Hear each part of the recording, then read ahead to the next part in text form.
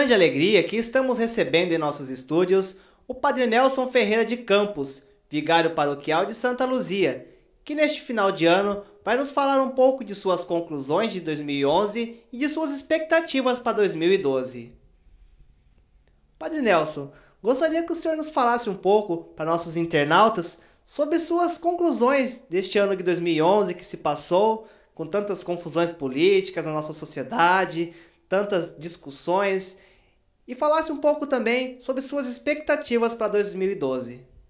Olá, meu querido jovem Reginaldo. Então, uma alegria muito grande estar aqui com você e com todos os internautas que estão interligados conosco, aqui com a paróquia Santa Luzia, da nossa Arquidiocese de Campinas. Você pergunta sobre a conclusão de 2011.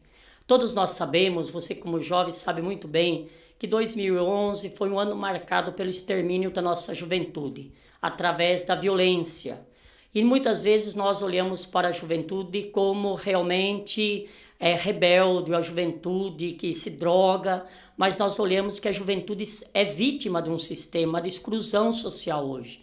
Então, a conclusão que eu tiro realmente para o final de 2011 é um ano marcado pela corrupção, pela desigualdade social, pela fome, pela miséria, pelas tragédias causadas pela própria natureza, mas realmente quem causa a tragédia não é a própria natureza, o próprio homem, realmente que é o maior causador da grande tragédia, que é o aquecimento global, a poluição, realmente a destruição das matas.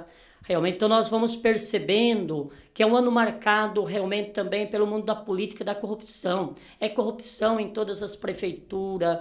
Então nós olhamos assim que o ano de 2011 foi um ano, podemos dizer assim, bom, mas um ano muitas vezes assim bom, mas marcado por tantas tragédias, tanta morte, tanta violência. Ainda não conseguimos equacionar a fome, a miséria, a desigualdade. Nós podemos ver rico cada vez mais rico, pobre cada vez mais pobre. Aonde o ano marcado também, realmente, onde houve uma injeção muito grande na questão da economia. Então foi um ano voltado para a economia, não voltado para o humano. Então nós olhamos também um ano marcado, sim, a época dos cachorros, por exemplo. Tantas pessoas aí nós podemos ver assim, investem nos cachorros e nos humanos, nas crianças. Então eu vejo um ano que foi um ano bom, mas poderia ser muito melhor, porque realmente nós temos esperança realmente de uma sociedade justa e construir o continente do amor, realmente a partir do Evangelho, onde todos tenham vida e tenham vida em plenitude. E a gente vê assim um ano, podemos dizer assim, que poderia a gente concretizar a prática de Jesus Cristo. E isso deixou muito a desejar, porque ainda falta muito para melhorar no nosso país e muito mais no mundo nessa mudança de época que nós estamos vivendo. E para 2012, quais são as expectativas para o senhor? A minha expectativa para o 2012 é realmente, sempre há dentro de nós uma esperança, querido jovem Reginaldo e internautas. Há sempre uma esperança dentro de todo ser humano, desde a criança que nasce até realmente o último suspiro do idoso. Então nós vamos percebendo que essa esperança deve ser cultivada.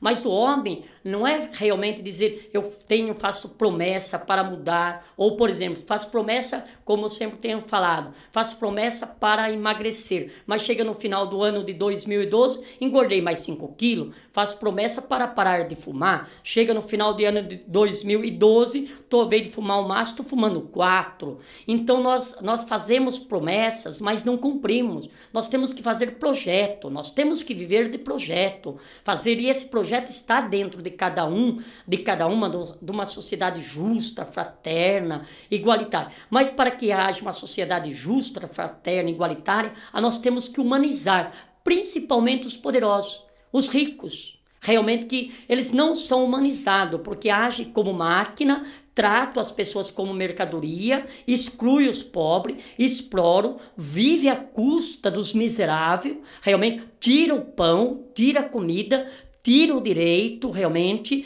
eu posso dizer assim, que os ricos são os causadores da exclusão social através do sistema. Então eu espero que o ano de 2012 nós possamos equacionar a fome, a guerra, o terrorismo, o aquecimento global, aonde realmente a criança possa expressar a sua alegria, realmente nas nossas ruas, na nossa cidade, o jovem possa realmente realizar a sua utopia, o seu sonho, os idosos possam realmente transmitir a sua experiência para os mais novos de vida, construindo uma história diferente, porque a nossa história de 2011, desses últimos anos, essa mudança de época, é uma história sangrenta, aonde a humanidade está com a mão suja de sangue de inocente, e as nossas consciências também pesa realmente um clamor, realmente, das pessoas que são tombadas, são vítimas da violência. Então espero que o ano de 2012 seja o ano da esperança, o ano da vida, o ano da reconciliação, o ano da amizade, o ano da fraternidade, mas seja o ano da sensibilidade. Nós temos que resgatar a nossa sensibilidade, a nossa afetividade humana, realmente. Em primeiro lugar, ter uma relação profunda com o próximo, ter uma relação profunda com Deus, ter uma relação profunda consigo mesmo. Nós temos que resgatar os valores da família, o jovem tem que resgatar a autoestima, realmente de sonhar, mas sonhar lutando, não é sonhar e ficar só no sonho. Nós temos que sonhar lutando, acreditando que um mundo novo é possível e nós realmente devemos irmanar nessa luta para que o mundo seja melhor. E mais, mano, e o mundo vai ser melhor realmente quando cada um de nós sermos melhor, a minha família ser melhor, o jovem ser melhor. Então nós devemos fazer brotar dentro de nós esse desejo realmente, mas não ficar no desejo, é concretizar essa esperança na prática e na vivência do dia a dia. Senão o ano vai ter realmente, a semana vai ter 7 dias, o mês vai ter 30 dias, o ano vai ter 365 dias. Não vai mudar nada, porque nós caímos na rotina e continuamos vivendo uma rotina alienado e vamos continuar no 2012 vivendo das propagandas, da ilusão, realmente da competição, vivendo para ter e não para ser. No 2012 nós temos que viver para ser filho de Deus, imagem de Deus, rosto divino de Deus, realmente, e poder enxergar o rosto divino de Deus na criança, no jovem, no negro, no índio, nos moradores de rua, nos sem terra, nos sem teto, principalmente nos excluídos, nos deserdados da nossa sociedade, nos sem direito, nos sem voz, nos sem rosto, porque quantos rostos que dói na nossa sociedade, dói na nossa alma, como cristão, realmente cristã que somos, nós temos que assumir o protagonismo de fazer um mundo diferente. Isso nós temos que lutar no mundo de no ano de 2012, para que realmente as pessoas vão na rua e lutem pelo seu direito. Não fique calado como no 2011. A corrupção está aí, a igreja calou, todo mundo calou. Então todo mundo se acha no direito de roubar, realmente de lesar o direito e gerar a miséria e a exclusão social. A gente percebe no discurso do senhor que para um ano que vai começar, a gente às vezes faz muitas promessas de alguma coisa, ou de emagrecer, ou de arrumar um emprego, ou de parar de fumar. Então são atos, são coisas que dependem muito mais da nossa ação do que de uma força maior que às vezes a gente fica esperando. Mas e para a igreja? Qual que é um projeto de igreja que o senhor acredita que seja necessário para que nós tenhamos força e coragem de caminharmos juntos para um ano que vai começar? Querido jovem Reginaldo, quando se fala de igreja, é uma pergunta um tanto difícil para dar uma resposta, porque nós sabemos muito bem a igreja instituição e a igreja povo. Eu acredito numa igreja realmente comunidade de comunidade, aonde realmente uma igreja é onde o leigo e a leiga têm vez e voz, são protagonistas da história. Eu acredito numa igreja realmente, uma igreja toda pascal, uma igreja ministerial. Eu não acredito muitas vezes numa instituição falida, caduca, no qual se encontra em alguns setores da igreja. Então eu acredito muito na doutrina social da igreja, eu acredito numa igreja realmente que tem uma opção pelos pobres, que não é a opção da igreja, é a opção de Jesus Cristo. E esta igreja, a opção de Jesus Cristo, está longe nessa mudança de época.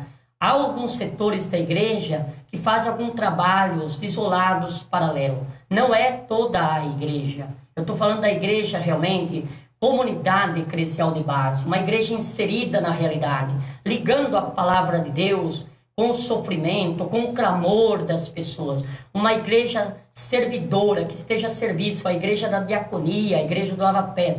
Uma igreja que vai ao encontro dos excluídos. Uma igreja que se manifesta diante de uma realidade de morte no que nós encontramos. Uma igreja que não adere realmente ao sistema excludente que está aí. Então nós olhamos hoje que a igreja ainda deixa muito a desejar, a igreja, a instituição, alguns setores da igreja, uma igreja engessada, uma igreja atrelada realmente ao mundo do poder. Não é uma igreja realmente onde todos nós somos irmãos, como as primeiras comunidades eclesiais de base. Então eu acredito muito numa igreja realmente comprometida com o pobre, comprometida com a justiça, comprometida com a vida, desde o seu suspiro até o último respirar do ser humano, uma igreja que não pode ficar calada. Então eu pergunto, eu devolvo a pergunta ao mesmo tempo, para você e para todos os internautas, cadê a nossa igreja profética, capaz de anunciar e denunciar? A igreja fica muito pregando o evangelho hoje, uma igreja muito assim, realmente, ainda uma igreja da sacristia, uma igreja realmente de umas liturgia fria. Então nós vamos perceber, celebramos muito rito e pouca fé, celebramos muito rito e pouca comunhão. Como sempre tenho falado, nós temos que menos incenso, mais compromisso, menos reunião nas nossas paróquias, nas nossas comunidades e mais missão. A igreja de Jesus Cristo é uma igreja missionária, é uma igreja que vai. Nós percebemos que tem muitos sinais da igreja do Brasil, da América Latina, através da teologia da libertação, enviando missionário para a África, missionários para o Amazonas, mas nós podemos fazer muito mais. A igreja precisa passar por uma grande renovação e uma conversão pastoral para que haja essa transformação realmente, para ser uma igreja desapegada, uma igreja despojada, uma igreja misericordiosa, no qual nós tanto falamos. Porque senão a gente prega o evangelho, nós temos que dar mais testemunho de vida, nós padres, principalmente, nós temos que dar mais testemunho de vida, nós temos que falar menos e agir mais, ter mais ação. E nós devemos pedir perdão para a juventude, porque muitas vezes nós falamos do jovem e falamos para o jovem, não estamos com o jovem.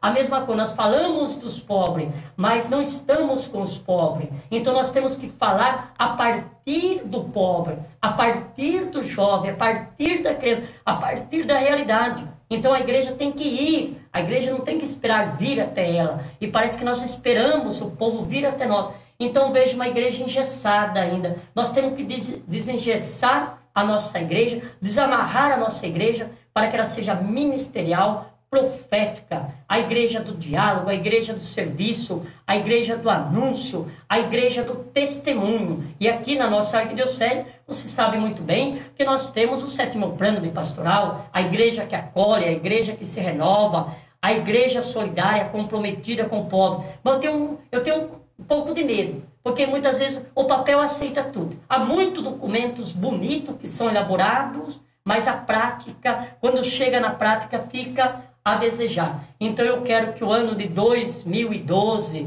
realmente dentro da nossa igreja, nós possamos também renovar, inovar realmente e ser essa igreja profeta, essa igreja missionária, essa igreja realmente vivendo a doutrina dos apóstolos, como se diz, comunidade de comunidades eclesiais de base. Não a igreja feudo, cada tem o seu feudinho lá, fica a igreja feudo. Uma igreja muitas vezes assim, nós copiamos muito.